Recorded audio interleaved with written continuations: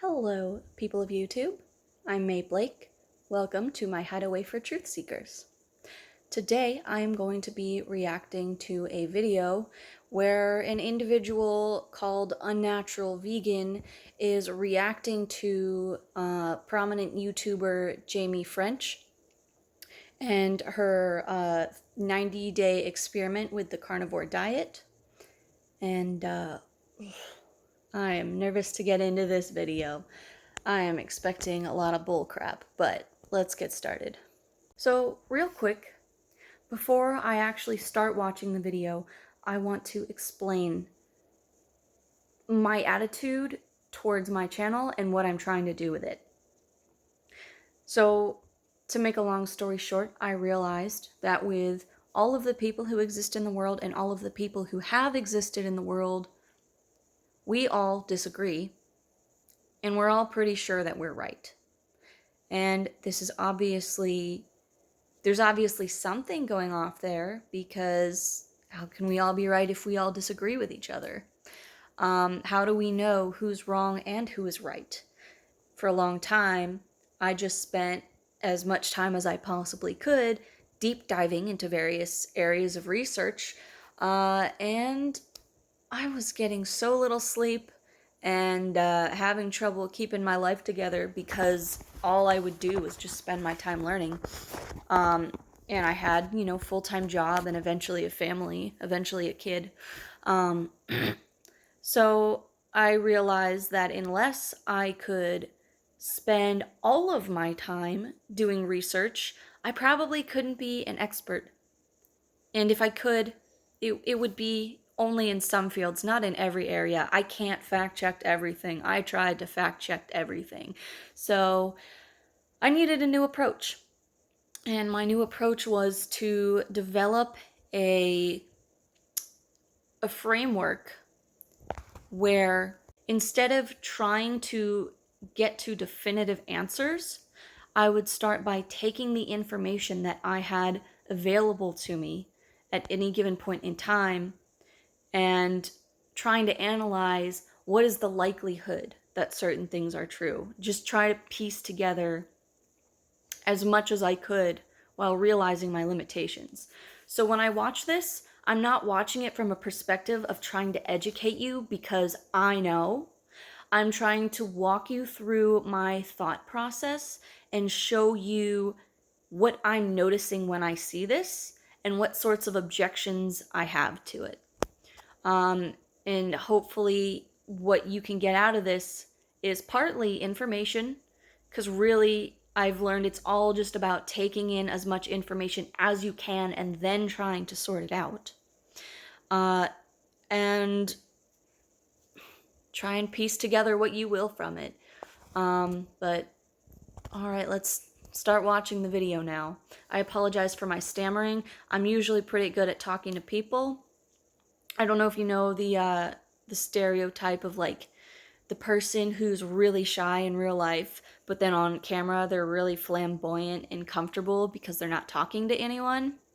I'm the opposite. I do well talking to people, but right now I'm just talking to a rectangle right now. I don't know who's watching me. I can't make eye contact with you. I can't have you talk back to me. So it's not very intuitive for me at this point to make videos. So I apologize for my stammering. Anyways, now it's time to actually start the video. Okay, so first thing here, she says in relation to Jaimie, who made this video, "The Carnivore Diet Accidentally Changed My Life," that she feels sad for Jaimie, that she feels sad for people who are taken advantage of by pseudoscience and by anecdotes. And it makes me pretty sad. Not for the obvious reasons, promoting eating lots of animals, but sad for her. This video is really the perfect example of how people can be taken advantage of by pseudoscience, by, crazy diet claims and anecdotes. The problem with this is, and I think, as we'll see, I've seen Jaimie's video before, if something works, it works. Just because you call something pseudoscience, hell, just because internet doctors call something pseudoscience doesn't mean it's actually true. You can call anything pseudoscience if you don't want to believe it. As for anecdotes, sure, anecdotal evidence is not proof of anything, but when you start seeing a pattern of anecdotes that all start to line up perfectly, that shouldn't be dismissed. The first step of the scientific method is observation. And then the second step of the scientific method is forming a hypothesis based off of that observation. And anecdotes are dismissed oftentimes by people who are critiquing things on the internet, especially mainstreamers who have a tendency to believe whatever we're told the science is. They have a tendency to casually dismiss anything that contradicts what they believe as simply being anecdotal and as not being scientific, without realizing that part of science is not dismissing things that contradict with your worldview, but trying to actually make sense of them. Anyways, moving on. So a quick note here. When looking up photos to demonstrate visually the scientific method, I found this one at least that says observation is the first step and then hypothesis. However, some of these charts show observation slash question or show observation and then question. And some of these throw an extra step after observation slash question, which is conducting research, and then it moves on to hypothesis. So I just wanted to be upfront about that for the sake of clarity. I'm not sure if she has an actual point for this or if she's just making an observation, but Unnatural Vegan mentions that you going on a diet for health reasons.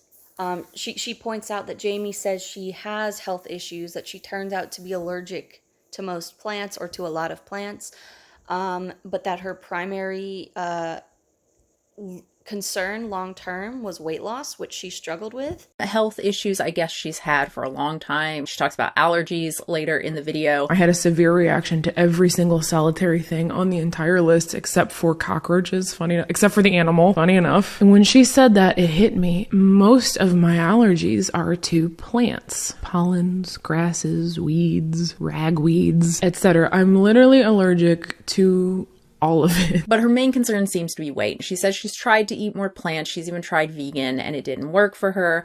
And then she saw a bunch of pro-carnivore diet videos, people talking about how much weight they've lost. So there is definitely a bit of a difference between someone who tries carnivore for overall health reasons versus someone who tries carnivore for weight loss. And Unnatural Vegan talked about how, my goodness, I'm trying to not lose my flow because I'm not good at editing yet, and I don't want to cut this out, and I don't want to make you wait to talk, but I probably have to just let myself pause in order to actually think what I'm saying. So,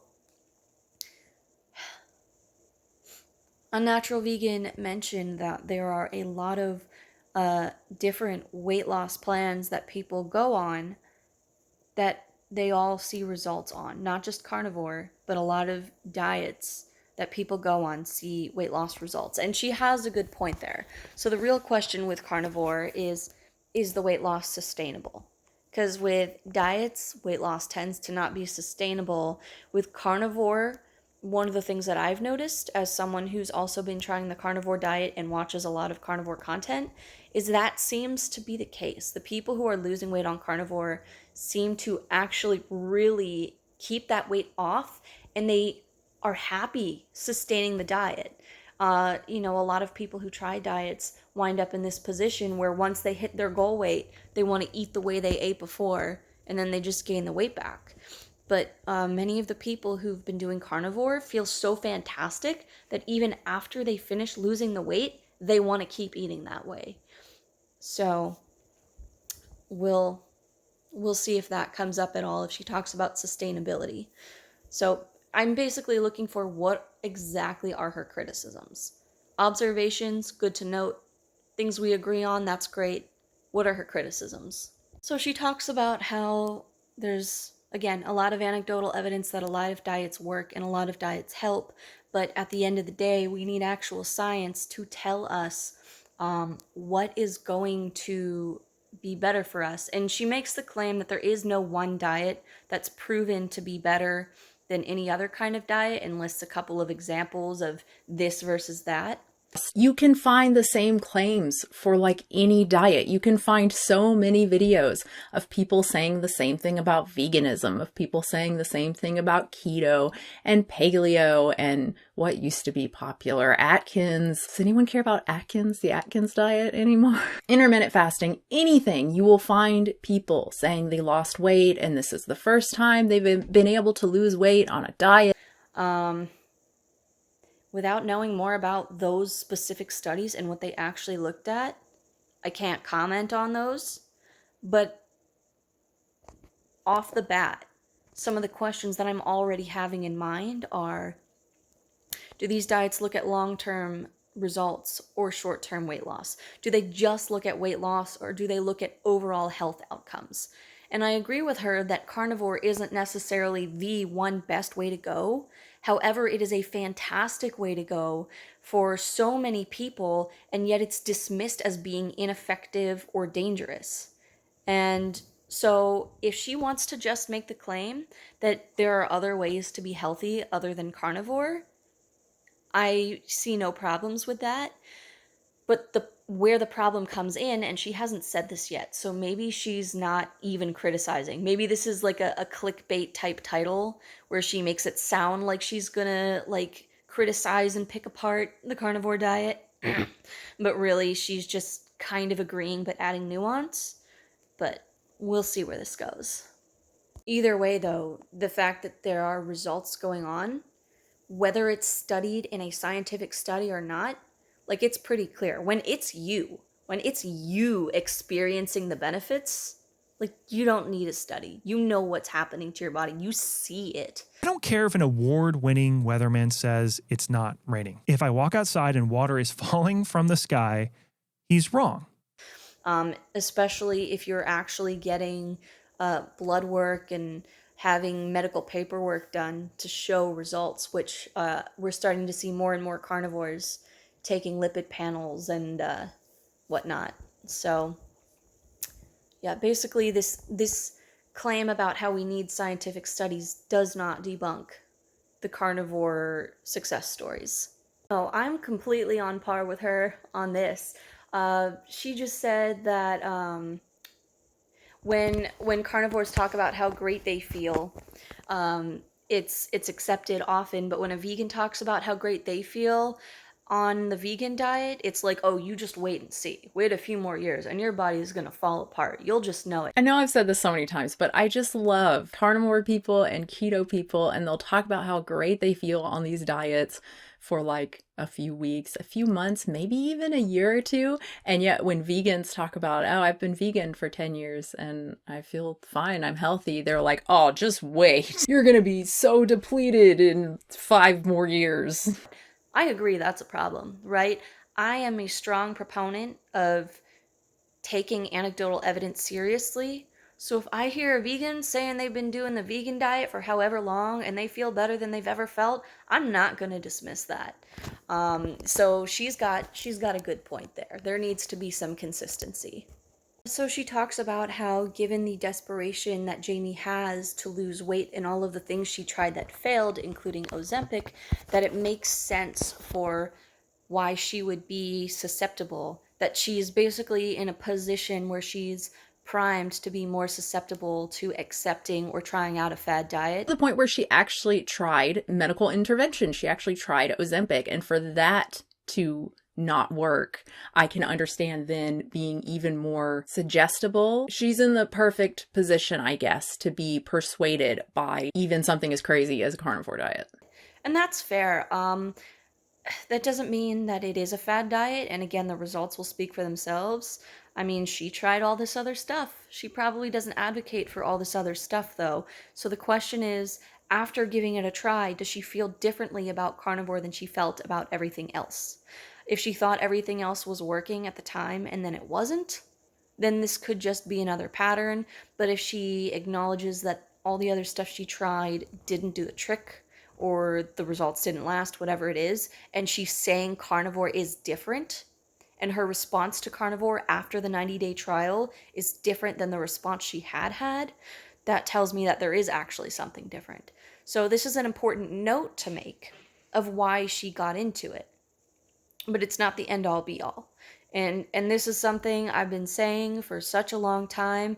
You can have smart people who believe things that are wrong and dumb people who believe the correct thing. So the reasoning behind why she's trying it is only one small thing to look at.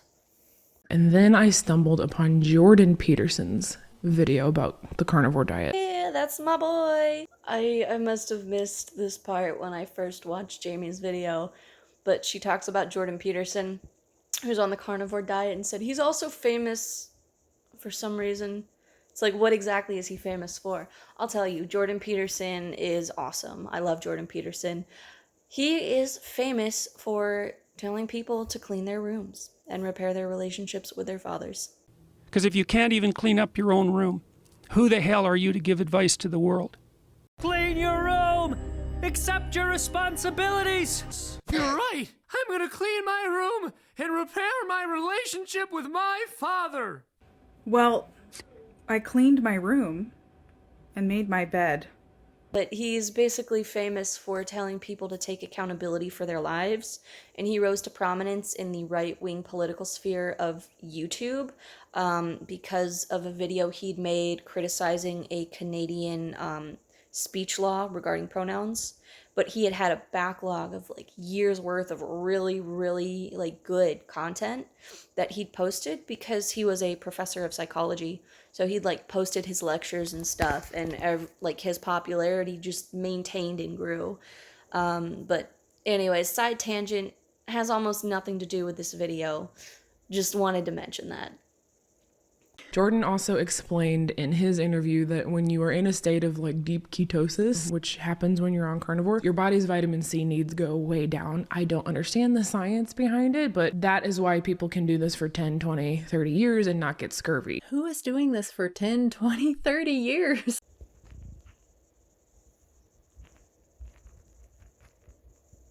Look, I have no doubt there are people cutting out every other food and just eating meat and feeling better. Not only losing weight, but feeling better, maybe even curing, skin conditions or whatever they have, seeing improvements there.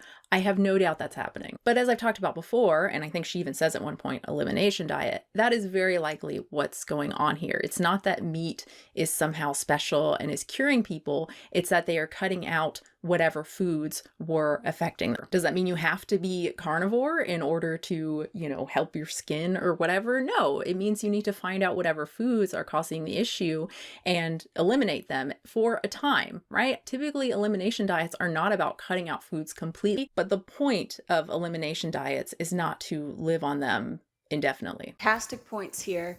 Again, I can see here that she has that she's very thoughtful about this. She doesn't seem to just be arguing to argue, and she makes really great points about how carnivore diet is largely an elimination diet and how you don't necessarily need to live on an elimination diet forever.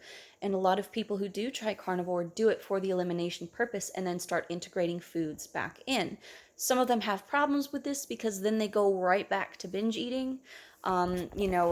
Particularly with sugar, people who go on carnivore for weight loss reasons tend to talk about how they need to just cut the sugar out completely. The analogy that gets made is, an alcoholic, for example, that alcoholic can't just drink in moderation. They have to stop completely because they had a real problem. Some people do well integrating other foods back in, and they're happy to have a little more variety on their diet, although a lot of them are still largely meat-based. And some of them try to reintegrate foods in, and they actually are. Like Michaela Fuller, now that she's married, but she's the daughter of the the Jordan Peterson, who was mentioned earlier. She really is allergic to basically everything. She eats nothing but red meat, salt, and water, sometimes a little bourbon, and she started drinking tea as well.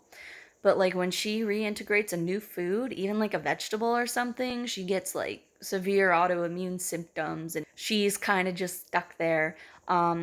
So if the point is you have to do carnivore forever, I agree you shouldn't advocate for that. But for some people, like carnivore is sustainable for a long time. And this goes back to the people as well who have been doing carnivore for years. Elimination diets done in like a medical setting with the help of professionals, they aren't telling people to eat a carnivore diet. They're cutting out like typical offenders, which does not mean every plant ever. As far as not cutting out all plants goes, actually there are some people who do well by cutting out all plants. And that was the case with Michaela Peterson, but also Anthony Chafee. He ate nothing but meat and vegetables at one point, and he had to cut the vegetables out. Or he tried to cut the vegetables out, and he noticed a huge difference in his health and how well he felt and how fit he was just from that. Although I guess to be fair, I don't know how many vegetables he tried. Like, did he swap out his spinach for carrots or something? So I guess unless he tried everything, we really wouldn't know. But Michaela Peterson legit has to cut out every plant. Yeah. I know I'm sounding really snarky, and that is not towards Jaimie at all. She seems like a really nice person, and, you know, just watching this whole thing, I just felt nothing but sympathy for her, and I still do. I'm more agitated at the people she's listening to. Those are the people I'm frustrated with. Actually, she is not coming across as snarky at all. Okay, Mike the Vegan comes across as snarky. Like, there are some people that just, like, really rub you the wrong way. I was worried she was gonna be this way. Her title kind of rubbed me the wrong way, Seduced by Carnivore Quacks and Fad Diets. But she is holding up to be pretty reasonable and level-headed and not having the superiority complex that you often see with people who make videos critiquing other people. Those are the people I'm frustrated with. And that's not even really fair, because very likely they aren't doing this knowing the information they're providing is incorrect. They probably think they're helping people. Yeah, I mean, I really like her take on this, that she realizes that a lot of prominent carnivores who are speaking out, including the medical doctors, that they are probably well-meaning. And she adds the caveat, some of them are skeezy. I agree. You know, Anthony Chafee, for example, sounds like a really nice guy, sounds like he really cares. Sean Baker, I don't know, he kind of has an attitude. He has a bit of a superiority complex. I don't know about him, so I get it. Yeah, completely fair. Frustrating. There are so many experts who are just wrong. And yes, there are vegan doctors, and some of them are wrong. I just talked about, and he says some really stupid shit about protein that is not evidence-based. It is not consensus. I've talked about Neil Barnard and others who promote low-fat vegan diets, and that is not good. Again, not evidence-based, not consensus. It's so frustrating that we can't just rely on experts. We can't rely on someone with MD after their name or RD. All good points, nothing to disagree with here. I just want to add some nuance to the picture, because one of the criticisms people have about carnivore, saying there's no science to back it up, the point of mentioning that there are medical doctors, because yeah, there are some naturopaths in there as well, but there are actual medical doctors as well, and the point of mentioning that is that these are people who are trained to read scientific studies. These are people who went through medical school and were taught all the normal things that we're all taught, and then they came away later believing that the science supported something other than what they had been taught. So that's significant. Again, it's not proof of anything, but we have to recognize the significance of having someone go through medical school and the medical system and learning all the things they're supposed to learn and believing them like hardcore, and then coming out changing their mind. Changed mind stories are something I like to pay careful attention to. Anytime someone says, I used to believe this and now I believe that, I always want to see why and see if I can notice patterns, especially switching between. So I like to watch videos of people who were carnivore and then went vegan, and people who were vegan and then went carnivore, for example, and see what kind of patterns are there. So yeah, a lot of people who completely dismiss carnivore need to know the significance that there are medical doctors in this community. Well, I really appreciate that she was sharing some common ground there. She was showing some room for where maybe this could be correct. She wasn't just arguing to argue. I also respect that she said there's not enough evidence to say just go eat a carnivore diet. I think that's fair. I pretty much agree with it as well. It is still kind of an experimental thing culturally, but there's enough evidence for it that I personally would take the risk. But again, as far as broad spread recommendation, I understand holding back. But again, once more, when we have a pattern of anecdotal evidence, there comes a certain point where it stops being anecdotal and starts being a record that actually shows something. So, we can't just dismiss the fact that there are people who have been doing this for years. And we have to factor in what that might mean, that people are actually sustaining themselves on this. I have nothing specifically to say on this, but she had some really good information in this that I want you to see. So I'm just going to go ahead and insert that. I highly recommend this very short post by Stefan Guillenet. Anyway, he has this post on experts, kind of what to look for when listening to people, when choosing experts. And one of the things is, look, if they are die hard on a certain path, a certain diet or whatever, be very skeptical. All right, so I'm running out of space on my phone to film right now. So I'm going to have to pause here so I can delete some things. And I just want to let you know that by the time I'm done, I might not have the motivation to come back and edit this and add it and film the rest. So I'm regretful. I wish I could have gone through the whole 25 minutes, but that might not happen. I'm just hoping at this point that at the very least I can edit and upload the stuff I have here. And I gave it a shot, guys. I want to do this full time one day, but that can't happen unless I start small and work my way into it. So, in case this is goodbye, thank you very much for watching. I appreciate you spending your limited time on my video.